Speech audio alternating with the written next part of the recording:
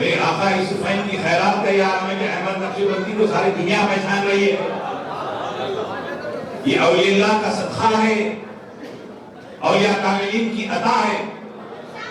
اس لیے آج دنیا کے اندر سب سے زیادہ اگر کسی عالم دین کی مخالفت ہوئی ہے علامہ احمد نقشبندی ہے. اور یہ شعر ساری دنیا سے مقابلہ کرتا گیا. یوسفین سرکار کا نام لے کر ہر کونے کونے میں جا رہے ہیں اور اولیاء اللہ کا ڈنکا بجا رہے ہیں. سما سنتے ہوئے, محفل ذکر کرتے ہوئے, اولیاء اللہ کا تذکرہ کرتے ہوئے. یہ سب کی بس کی بات نہیں ہے. الحمدللہ میرے استاد محترم و جن کے استاد ایک ہی ہے, مولانا عبدالقدیر حسینی نورانی پاچا علیہ رحمہ پہ اللہ کروڑوں رحمتیں نازل فرمائے کہ ایسے ایسے انمول ہیرے تیار کرے گئے ہیں. ان کا فیض ساری دنیا پا رہی ہے. لوگ صرف ان سے مخالفت اس لیے کر رہے ہیں کیونکہ آج آپ دیکھیں گے شہر میں بہت سارے مساجد ہیں, بہت سارے مساجد ہیں جن مساجد کو جو ہے آئیے علامہ پروفیسر ڈاکٹر جہانگیر قادری صاحب, سید جہانگیر قادری صاحب تشریف لا رہے ہیں, شاہ محمد احمد نقشبندی قادری جنیدی صاحب. یہ ایسے مشہور و معروف ایسے ہی نہیں ہوئے. کئی دیہاتوں میں بس کے ذریعے سفر, کئی تکالیف سے گزرتے ہوئے یہ مقام پہ آج بیٹھے ہیں. تو آپ اپنے بچوں کو ان کی تقاریر سنائیں. آپ جاری کرنا کمال نہیں ہے, احمد نقشبندی کی تقریر کو سنائیے, عقیدہ مضبوط رہے گا. درگاہ پہ کیوں ہے مولانا احمد نقشبندی مارو فوراً آ جا. ہر عنوان پہ تقریر ہے اور آپ ان کی تقریر کا بچوں کو اگر دیوانہ بنا دے اس کا عقیدہ زندگی بھر کبھی خراب نہیں ہو سکتا. تمہارے مرنے کے بعد, ہمارے گزرنے کے بعد, ہمارے خبر پر اگر بھول ہو رہا ہے ان کی تقریر سننا ہوگا. ڈاکٹر طاہر قادری صاحب عالمی سطح پہ کام تحریر سے گئے اور تقریر سے مولانا احمد نقشبندی صاحب کر کے دنیا کو پیغام دے رہے ہیں. یہ مولائی بھی ہے, یہ حسینی بھی ہے, یہ چشتی بھی ہے, یہ قادری بھی ہے, یہ قادری بھی ہے. بزرگ اور دوستو, یہ فیضان میرے آقا یوسفین کا ہے, یہ فیضان عبداللہ شاہ نقشبندی علیہ رحمہ کا ہے, یہ فیضان عبدالرحمن دہلوی کا ہے, یہ فیضان سرکار بابا شرف الدین کا ہے, یہ فیضان احمد والے پاک کا ہے. آپ ان کی قدر کریں اس لیے کہ میں دیکھ رہا ہوں ہزاروں لاکھوں کی تعداد میں خالی نام پہ جمع ہونا یہ کمال نہیں, یہ فیضان غوث اعظم ہے.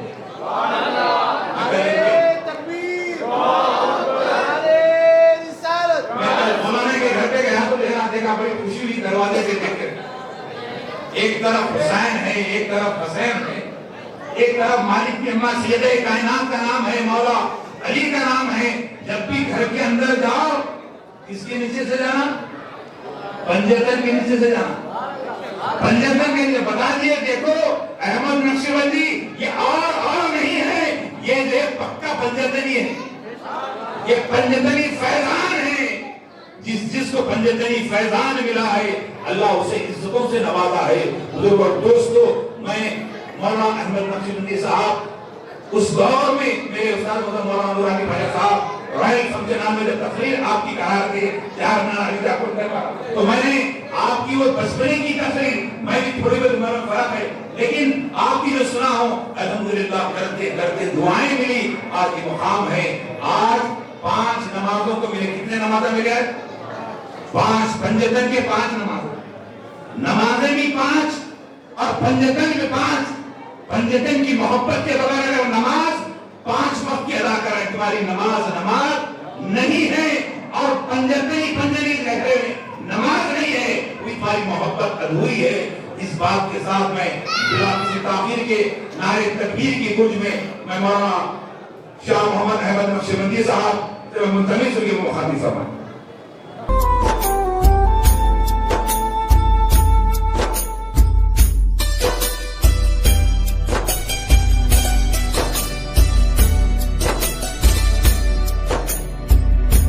السلام علیکم ورحمۃ اللہ وبرکاتہ.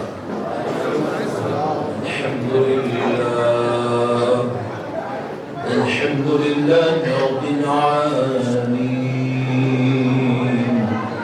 والصلاة والسلام على سيد الأنبياء والمرسلين وعلى آله وأصحابه أجمعين الأكرمين. أشهد أن لا إله إلا الله وحده لا شريك له وأشهد أن سيدنا ونبينا ومولانا محمدا عبده ورسوله.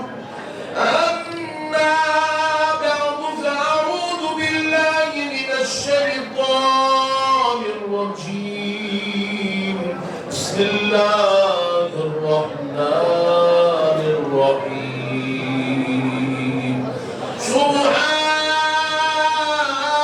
الذي أسرى بعبده ليلا من المسجد الحرام إلى المسجد الأقصى الذي باركنا حوله لنريه من آياتنا إنه هو السميع البصير.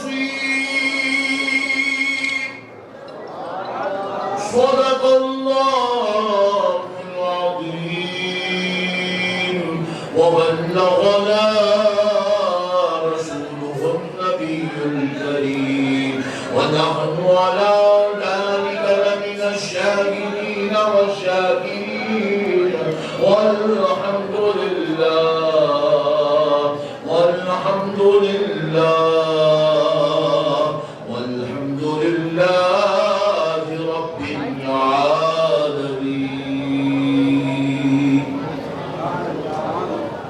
محترم سامعین اکرام، معزز بزرگ حضرات اور نوجوان ساتھیوں، بالخصوص اس کے پر جلوہ افروز جلیل القدر علماء کرام، مشائخ اعظام، خطباء کرام، دانشوران قوم ملت، محبان اہل سنت، میں بالخصوص محترم حضرت مولانا حبیب رحمانی صاحب کا دل کی گہرائیوں سے شکر گزار ہوں، جنہوں نے آج کی اس بابرکت رات میں اس عظیم بارگاہ میں مجھ ناچیز کو خطاب کے لیے مدعو کیا اور مجھے آپ کی اس دیار محبت میں حاضر ہونے کا موقع اور شرف نصیب ہوا۔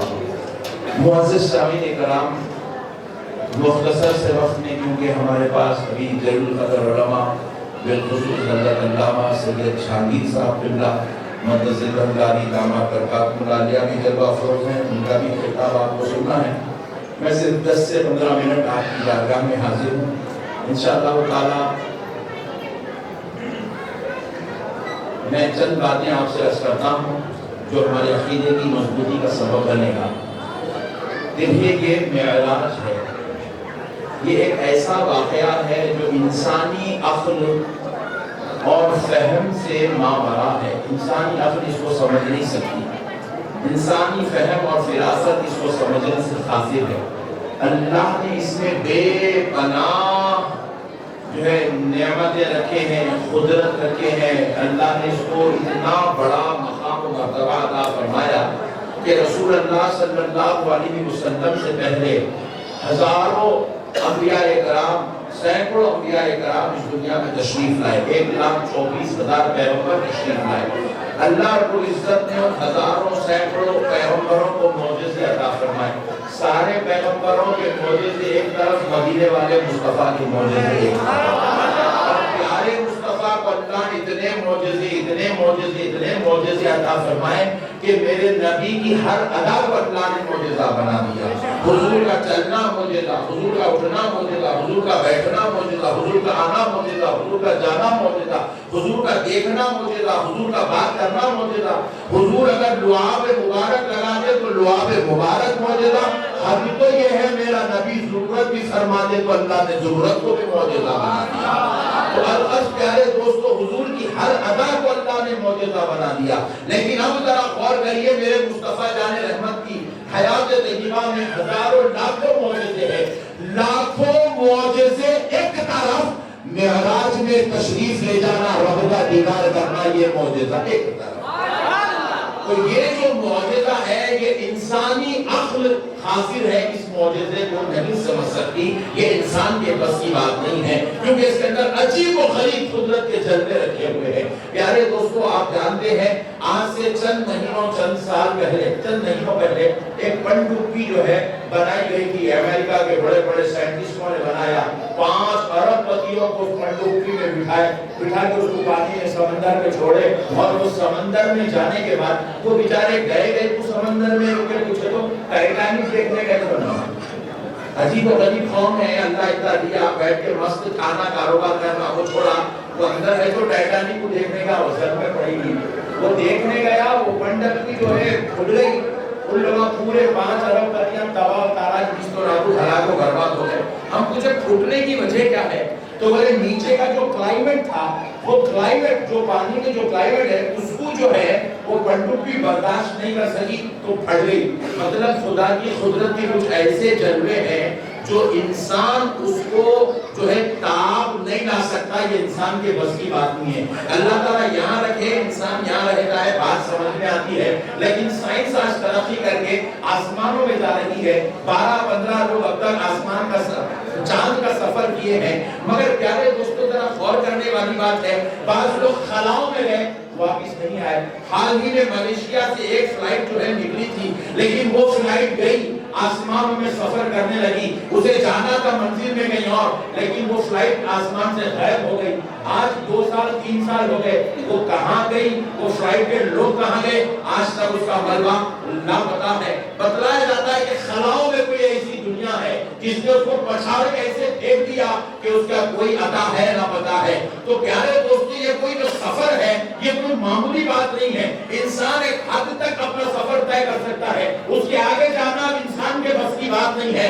سائنس وقت گھٹنے ٹیک دیتی ہے مگر خدا کی قسم آمنہ کا لال وہ پوری منزل طے کرتا ہوا جا بھی رہا ہے. سلامت سے خدا تک پہنچ بھی رہا ہے اور پھر خدا کا دیدار کر کے لامکان سے واپس آ بھی رہا ہے. اور ہم نے سنا ہے جو لوگ خلاؤں میں جا کر سیر کر کے آتے ہیں جو چاند میں سفر کر کے آتے ہیں سائنس یہ بتاتی ہے کہ وہ 2 مہینے تک ان کی طبیعت نہیں سنبھلتی ہے. وہ سننے کے لائق نہیں رہتے ہیں. وہ عجیب و غریب کیفیات سے گزرتے رہتے ہیں. ان کی طبیعت اور مزاج میں تبدیلیاں پیدا ہو جاتی ہے.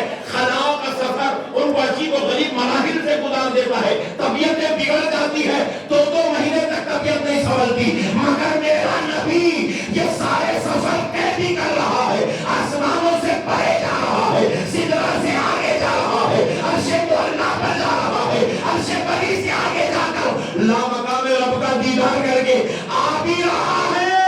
اور جب آ رہا ہے تو میرے نبی کی طبیعت خراب نہیں ہو رہی ہے بلکہ دوسرے دن صحابہ کے بیچ میں بیٹھ کے کوئی حالات سنا بھی رہا ہے.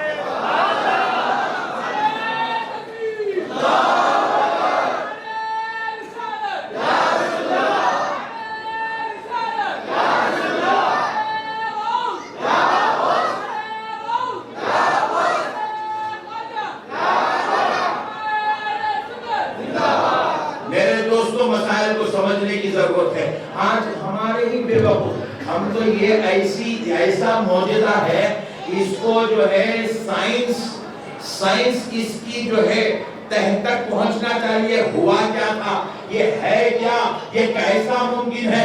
سائنس اس کے اوپر ریسرچ کر رہی ہے. بڑے بڑے سائنٹسٹ اس کے پیچھے اپنی پوری زندگیاں لگا رہے ہیں. لیکن افسوس کی بات ہے آج ہمارے کچھ ملا ہیں جو داڑیاں بھی چھوڑے ہوئے ہیں کلمہ بھی پڑھ رہے ہیں بے وقوف قرآن بھی پڑھ رہے ہیں بے وقوف نماز بھی پڑھ رہے ہیں. اس کے باوجود بھی نبی کی معراج کو ماننے تیار نہیں ہے. پھر اس کے بعد بولتے ہیں حضور کو معراج نہیں ہوئی معراج نہیں ہوئی تو پھر معراج بولا گئی کیا بول رہا معراج نہیں ہوئی بول رہا کہ نہیں ہوئی تو معراج بولا گئی. معراج بولتے ہی اس کو ہے جو بلندیوں پہ پہنچنے کو کہا جاتا ہے. معراج کا معنی ہے بلندیوں کو پا لینا عروج کی انتہا پہ چلے جانا ایسی انتہا کو پہنچنا جس کے بعد کوئی انتہا ہی نہ ہو جس کا کوئی آگے سفر ہی نہ ہو ویسی انتہا پر جانے کو معراج کہا جاتا ہے. میرے پیارے بزرگوں اور دوستو اب پیارے مصطفیٰ کو اللہ نے معراج کروائی ہے. یہ جو مکہ مکرمہ سے بیت المقدس کا جو سفر تھا اس کو سبحان الذی اسرا کہہ کر اس کا ذکر کیا گیا ہے، اس کو اسرا کہا جاتا ہے۔ یہ جو سفر ہے، یہ جو سیر ہو رہی ہے، یہ مکے سے بیت المقدس یہ اسرا ہے، اور بیت المقدس سے حضور کا جو سفر اب آسمانوں میں شروع ہو رہا ہے، آسمانوں سے پرے ہو رہا ہے، عرش تک حضور پہنچ رہے ہیں، عرش سے لامکان جا رہے ہیں۔ اس سفر کو معراج کہا جاتا ہے، اسے بلندیوں پہ کہا جاتا ہے، اسی لیے بزرگوں نے اس کو شب معراج کہا۔ کیوں کہا؟ کیونکہ یہ معراج یہ بلندیوں کو پا لینا ہے، اور پھر یہ بلندیوں کو کب پایا گیا؟ رات کے ایک مختصر سے حصے میں پایا گیا ہے، اسی لیے اس کو شب معراج کہا جاتا ہے۔ یہ معراج شب میں رات میں حضور پاک علیہ السلام کو عطا ہوئی ہے۔ میرے پیارے دوستو، اب ذرا ایک بات اور لطیف نکات کے لیے، حضور پاک علیہ السلام کی ایک اور شان ہے، حضور کا ایک لقب ہے کہ آپ کو امام الانبیاء کہا جاتا ہے۔ کیا کہتے ہیں؟ امام الانبیاء۔ اب کوئی ہمارے امام صاحب آگے بولے یہ بارگاہ یوسفین کی مسجد کے امام ہیں۔ امام اس کو کہتے ہیں جو قوم کی امامت کر رہا ہے نماز کی حالت میں۔ نہیں بات سمجھ نہیں۔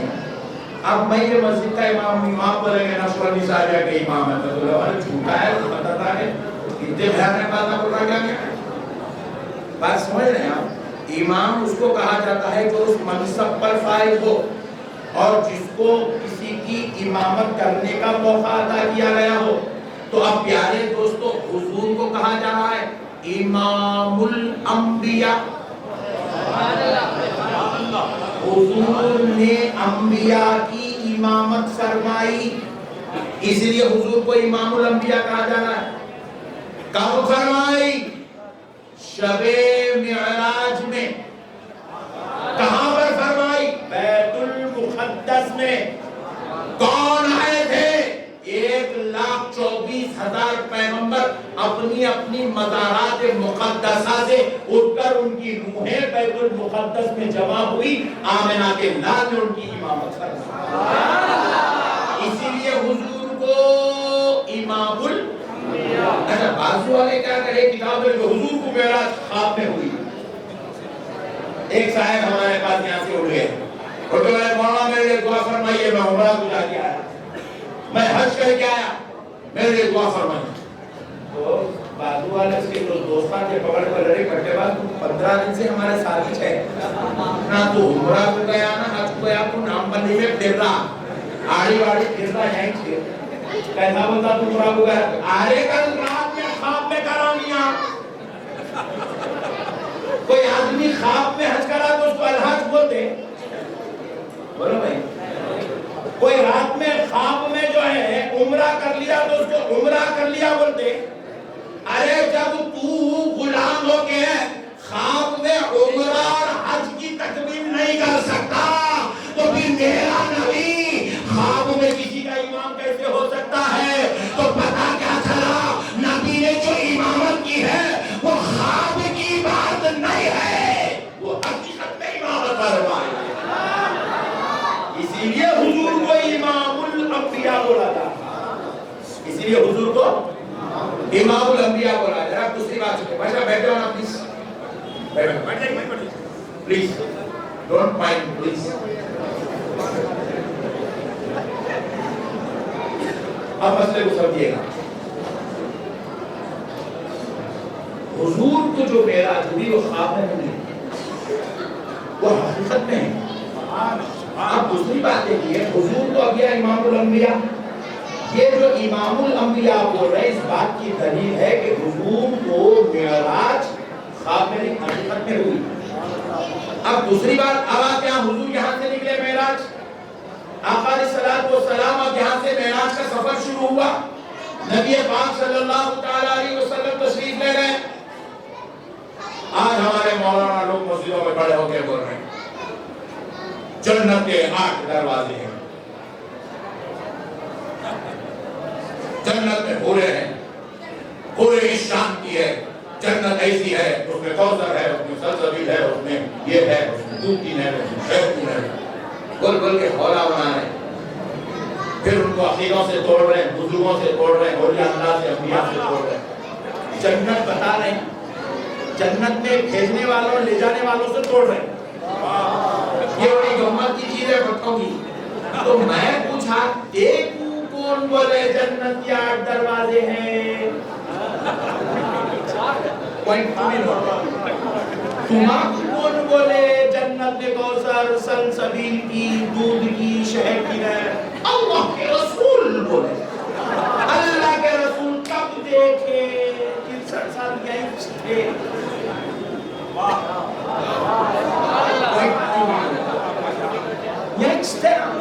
تو پھر دیکھے کب؟ محور ہے، وہ کوثر ہے، وہ سلسبیل۔ جنت کا دروازہ کتنا چوڑا ہے معلوم؟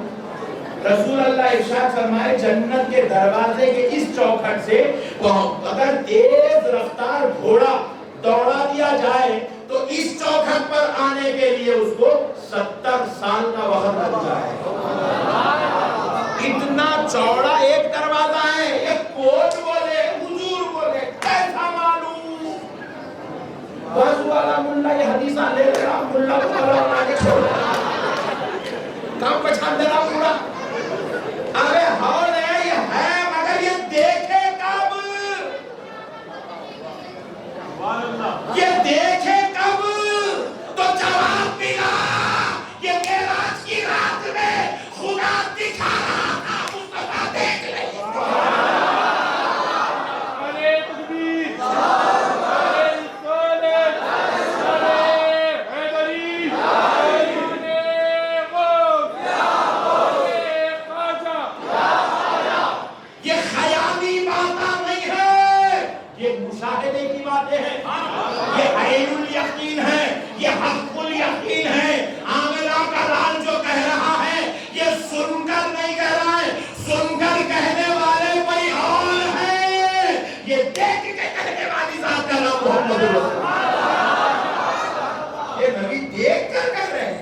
انہوں نے آنکھوں سے دیکھا ہے، ان کے رب نے دکھایا ہے، ان کے رب نے بتایا ہے، ابھی دیکھو۔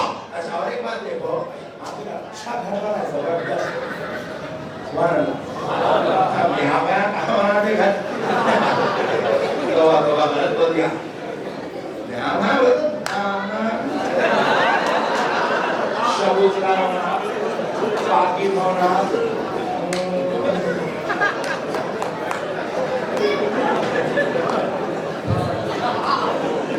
میرا کٹھا بچا دیا۔ اس میں شادی گھر بنائیں گے، اچھی بلڈنگ بنائیں گے، آگے بڑھیں گے، ترقی کریں گے، بہترین کار خریدیں گے، بہترین بلڈنگ بنائیں گے، اچھا کاروبار سیٹ اپ کریں گے۔ سب چھوڑ کے جانا ہے،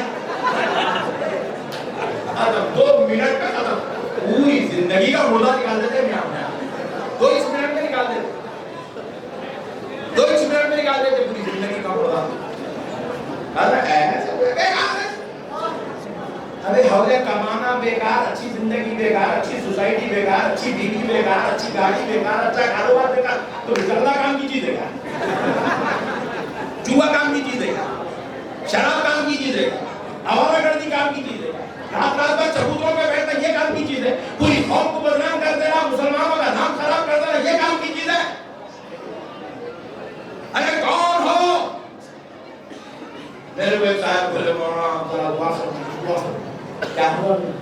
ہمارے گھر میں امی بیگم بہت کرتے رہے مولانا کر رہا ہے تو بی جے پی کو آنے دینا تھا، وہ تو بہت لگ رہا ہے مولانا تو بی جے پی آنے رہا ہے، تیری امی کو دے رہا ہے۔ ہم خود اتنے خطرناک ہو گئے، ہم لوگ بی جے پی سے 2 ہاتھ آگے ہیں، ہم لوگ بہت ڈینجر ہو گئے، ہم لوگوں کے اندر اتنے اخلاق کا مزہ نکل گیا، تہذیب ہے نا، ابھی اپنا اوقات نہیں ہے، لیکن اللہ کے واسطے میرے بھائیوں آپ مسلمان مری ہوئی قوم کو مسلمان نہیں کہتے، لیڈرشپ جس میں ہوتی ہے اس قوم کو مسلمان کہتے ہیں۔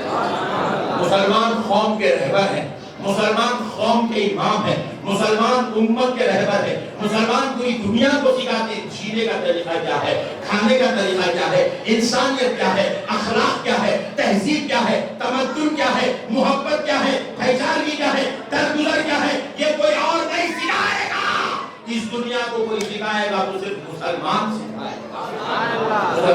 مسلمانوں اپنی کوالٹی کو سمجھو، مسلمانوں اپنے آپ کو سمجھو، تمہارے رب نے تمہارے رب نے غلام بنا کر پیدا نہیں کیا، تمہارے رب نے تمہیں اس امت کا امام بنا کر پیدا کیا ہے، قوموں کا امام بنا کر پیدا کیا ہے، لوگوں کا رہبر بنا کر پیدا کیا ہے، لوگوں کا رہنما بنا کر پیدا کیا ہے، لوگوں کا ہادی بنا کر پیدا کیا ہے۔ تمہارے رب نے تمہیں ہمدردی والا دل عطا کیا ہے، طبیعت اور مزاج عطا فرمائی ہے۔ میرے پیارے بھائیوں، اللہ کا واسطہ آپ سب سے گزارش ہے اپنی حقیقت کو پہچانیے، یہ سب بیکار چیزوں کو چھوڑیے، یہ شراب، یہ جوا، آپ اس کے لیے پیدا نہیں ہوئے ہو میرے بھائی، آپ یہ گندگی کے لیے پیدا نہیں ہو۔ آپ لوگوں کو نہیں بولو بھائی، یہ ویڈیو لگائے آپ لوگوں نے ہمارا جوا کہہ رہے ہو جب آپ لوگ یہ ویڈیو کا دوسرے لوگ دیکھتے نا اچھا ہم روسی کیوں نکل جان میں ٹھہرے جیسا دکھا